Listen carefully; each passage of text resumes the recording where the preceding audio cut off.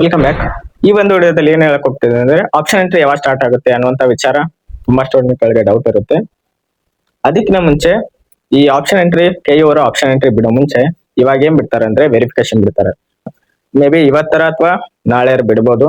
ಈ ವೆರಿಫಿಕೇಶನ್ ಬಿಟ್ಟ ನಂತರ ನೆಕ್ಸ್ಟ್ ಏನ್ ಮಾಡ್ತಾರೆ ಅಂದ್ರೆ ಆಪ್ಷನ್ ಎಂಟ್ರಿ ಸ್ಟಾರ್ಟ್ ಮಾಡ್ತಾರೆ. ಈ ವೆರಿಫಿಕೇಶನ್ ಎದಕ್ಕಂತಂದ್ರೆ ಇನ್ ಕೇಸ್ ನಿಮ್ಮ ಹೆಸರಲ್ಲಿ ಸ್ಪೆಲ್ಲಿಂಗ್ ಮಿಸ್ಟೇಕ್ ಆಗಿರ್ಬೋದು ಅಥವಾ ನಿಮ್ದು ಯಾವ್ದಾರ ಕ್ಯಾಟಗರಿ ಅಲಾಟ್ ಆಗಿಲ್ಲ ಅಂತಂದ್ರೆ ಲೈಕ್ ಕನ್ನಡ ಮೀಡಿಯಂ ಆಗಿರ್ಬೋದು ಅಥವಾ ರೂರಲ್ ಆಗಿರ್ಬೋದು, ಈ ಯಾವ್ದು ಕ್ಲೇಮ್ ಆಗಿಲ್ಲ ಅಂತಂದ್ರೆ ಅದು ವೆರಿಫಿಕೇಶನ್ ಇರುತ್ತೆ.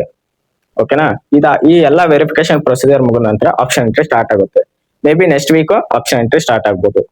ಈ ಆಪ್ಷನ್ ಎಂಟ್ರಿ ಪ್ರೊಸೀಜರ್ ಬೇಕಂತಂದ್ರೆ ಮೇಲಿರುವಂತ ಐ ಬಟನ್ ಕ್ಲಿಕ್ ಮಾಡಿ ಅಲ್ಲಿ ಆಪ್ಷನ್ ಎಂಟ್ರಿ ಯಾವ ತರ ಇರುತ್ತೆ ಅನ್ನುವಂತ ಪ್ರೊಸೀಜರ್ ಫುಲ್ ಡೀಟೇಲ್ಸ್ ಆಗಿ ಹೇಳಿದ್ದೇನೆ.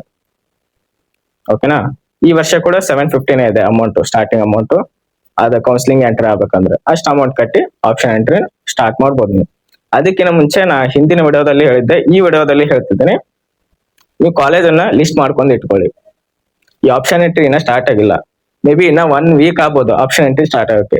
ಈ 1 ವೀಕ್ ಅಲ್ಲಿ ನೀವು ಕಾಲೇಜ್ ಯಾವ್ಯಾವ ಲಿಸ್ಟ್ ಮಾಡ್ಕೊಂಡಿರಿ, ಆಲ್ರೆಡಿ ನಿಮ್ದು ರಿಸಲ್ಟ್ ಬಂದಿದೆಲ್ಲ, ನೀವು ಕಾಲೇಜನ್ನ ಲಿಸ್ಟ್ ಮಾಡ್ಕೊಂತ ಇಟ್ಕೊಳ್ಳಿ. ಓಕೆನಾ? ಆಪ್ಷನ್ ಎಂಟ್ರಿ ಬಿಟ್ಟ ನಂತರ ನೀವು ಕಾಲೇಜನ್ನ ಹೇಗೆ ಲಿಸ್ಟ್ ಮಾಡಿರ್ತಲ್ಲ ಹಾಗೆ ಹಾಕೊಂತ ಹೋಗ್ಬಿಟ್ಟು ಇದರಿಂದ ಹೆಲ್ಪ್ ಆಗುತ್ತೆ. ತುಂಬಾ ಗಡಿಬಿಡಿ ಆಗಲ್ಲ ಅವಾಗ ಆಪ್ಷನ್ ಎಂಟ್ರಿ ಬಿಟ್ಟಾಗ. ಓಕೆನಾ? ನೆಕ್ಸ್ಟ್ ಮುಂದಿನ ವಿಡಿಯೋದಲ್ಲಿ ಸಿಗೋಣ.